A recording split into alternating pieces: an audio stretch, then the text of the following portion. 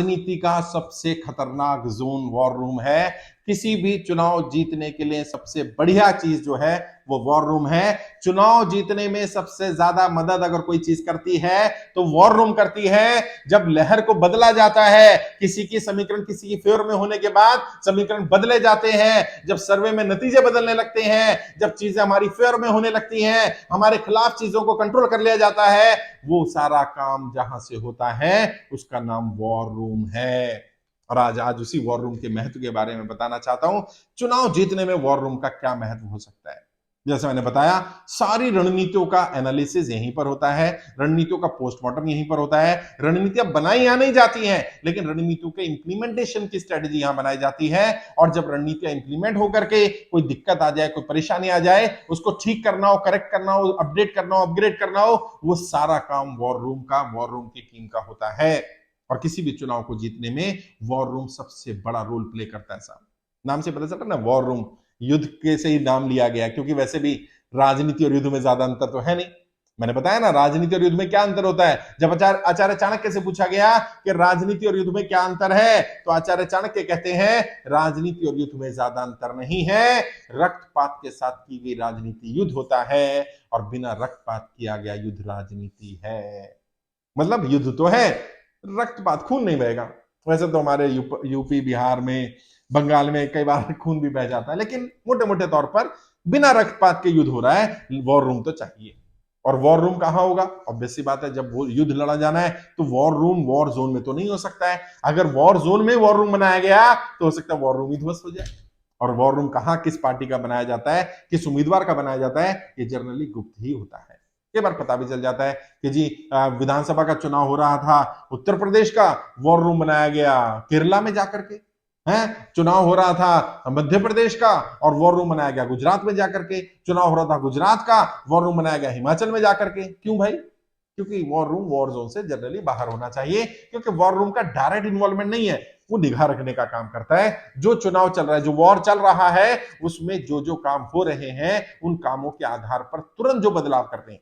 रणनीति कहां बन रही है? अलग बन रही है। स्ट्रेटेजिस्ट कहीं बैठे होंगे, बूथ लेवल की रणनीति बन जाएगी, कैंपेन की रणनीति बन जाएगी, कैंडिडेट के स्तर की रणनीति बन जाएगी, कौंसलसी लेवल की रणनीति बन जाएगी, स्टेट लेवल की रणनीति बन जाएगी, कैंपेन डिजाइन हो जाएगा, ऑनलाइन ऑफलाइन कैंपेन डिजाइन हो जाएगा।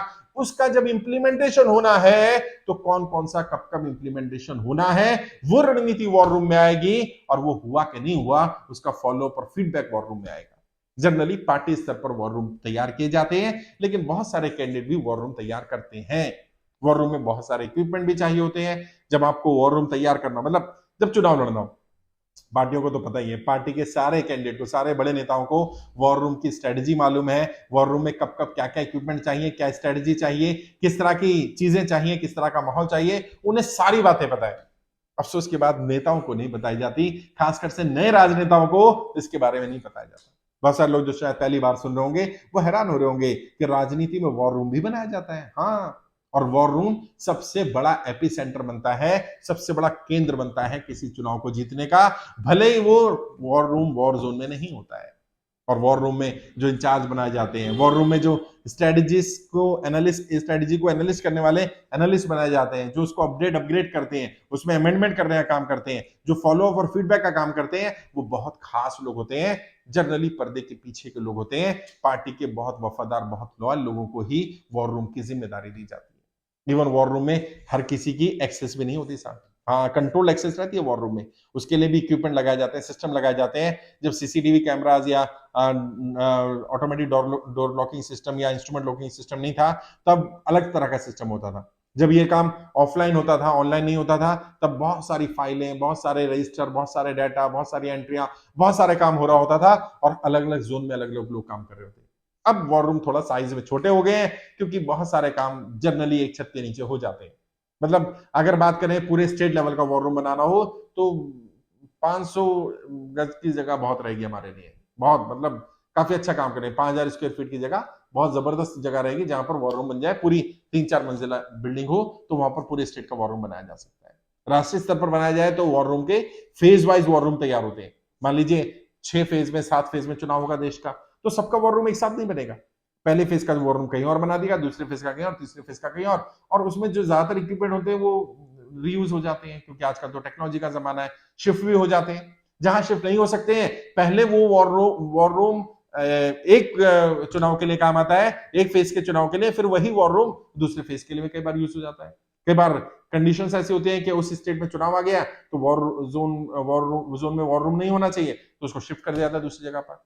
लेकिन वॉर रूम में बहुत सारे इक्विपमेंट है, बहुत सारे लोग हैं, और पैरेलली एक टीम काम कर रही है। जो मैंने बताया कि छुपा प्रचार करना पड़ता है, शैडो कैंपेनिंग, ज्यादातर शैडो कैंपेन की स्ट्रेटेजीज को यहां इंप्लीमेंट किया जाता है, और यहां पर फॉलो अप, फीडबैक और उसमें जो अमेंडमेंट करना होता है वो यहीं पर किया जाता है। और लहर बनाने का काम, जो वे बिल्डिंग है, वे बिल्डिंग के लिए वॉर रूम का बहुत बड़ा रोल रहता है। कैंडिडेट स्तर पर वे बिल्डिंग बन रही है कि नहीं बन रही है, पार्टी स्तर पर वे बन रही है कि नहीं बन रही है, अंडर करंट पैदा हो रहा है कि नहीं हो रहा है, अगर पैदा नहीं हो रहा तो कैसे पैदा किया जाए, वो वॉर रूम की टीम का काम है। और अगर अंडर करंट सामने वाले का पैदा हो रहा है, लहर सामने वाले की बन रही है, तो उस लहर को तोड़ा कैसे जाए, ये सारे काम की रणनीतियां भी वॉर रूम में तैयार होती है। और वॉर रूम के इंचार्ज जनरली एक्सपर्ट लोग होते हैं, जिनको इलेक्शन मैनेजमेंट की जानकारी होती है, जिनको पूरा इलेक्शन का A to Z पता होता है, जिन लोगों ने 2 4 5 चुनाव लड़वाए होते हैं, या जो ट्रेंड प्रोफेशनल्स होते हैं।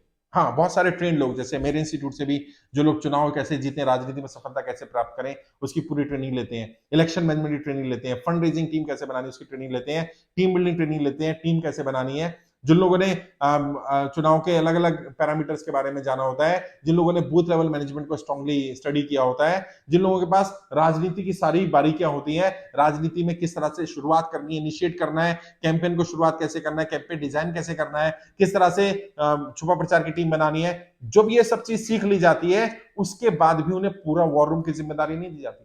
उन्हें पहली बार जब वॉर रूम के लिए जाते हैं तो उनको वॉर रूम का एक जोन दे दिया जाता है, क्योंकि वॉर रूम में अलग अलग जोन होते हैं। एक जोन दे दिया, भाई ये वाला जोन आप संभाल लो, डाटा एनालिस्ट का काम करो।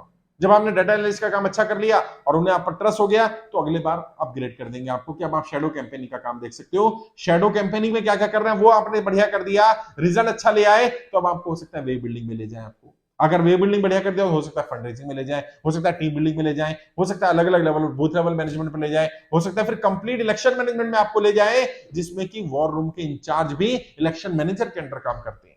हाँ, पूरी स्टेट का भी इलेक्शन इंचार्ज होता है, जो इलेक्शन को पूरा मैनेज करने का काम कर रहा होता है। और ऐसे ही इलेक्शन मैनेजर्स अलग अलग जगह अपॉइंट किए जाते हैं, जो कॉन्स्टिट्यूंसी लेवल पर काम करते हैं। तो मैंने कोशिश की इसमें मोटे मोटे तौर पर बताने की कि वॉर रूम क्या है, जितनी बातें बता सकता था, क्योंकि बहुत सारी बातें ऐसी हैं जो वॉर रूम के बारे में पब्लिकली तो नहीं बता सकता, लेकिन बार बार सवाल पूछे जाते हैं। और जैसे मैंने वादा भी किया कि राजनीति की ज्यादातर बारीकियां मैं आपको सिखा दूंगा, तो मैंने इसमें बताने को